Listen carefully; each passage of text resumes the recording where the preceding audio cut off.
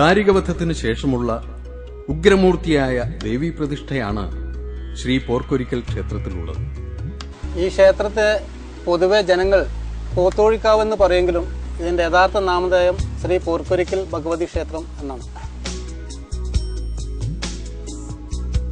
പഴമക്കാർ പറഞ്ഞത് ഒരു മുനി അവിടെ തപസ് ചെയ്തിട്ടുണ്ടായിരുന്നു എന്നുള്ളതും ആ മുനിക്ക് ദർശനം കിട്ടിയിട്ട് ഇവിടെ ഒരു പുരാണ ബ്രാഹ്മണ കുടുംബത്തിന് ഈ അമ്പലം ഏൽപ്പിച്ച് ഉത്തരവാദിത്വം കൊടുത്തു എന്നുള്ള നിലയ്ക്കാണ് കാട്ടിലാമിറ്റം മന എന്നുള്ള ആ ബ്രാഹ്മണ കുടുംബം ഇത് നടത്തി പോകുന്നതും അവരെ ഊരാളന്മാരായിട്ടാണ് ഈ അമ്പലം നിലകൊള്ളുന്നത്. കാർഷിക മേഖലയുമായി വളരെ ബന്ധപ്പെട്ടിട്ട് കിടക്കുന്ന ഒരു അമ്പലമാണിത്. മേടമാസം 1-ാം തീയതി ഈ ക്ഷേത്രത്തിലെ പ്രധാന ഉത്സവങ്ങൾക്ക് തുടക്കം കുറിച്ചുകൊണ്ട് കളമ്പാട്ട് നടത്താറുണ്ട്. വള്ളുവനാടൻ ഗ്രാമങ്ങളിലെ വള്ളുവനാടൻ ഉത്സവങ്ങളുടെ എല്ലാ ഉത്സവങ്ങളും കഴിഞ്ഞ് ഏറ്റവും അവസാനം നടക്കുന്ന ഒരു പൂരാണിത്.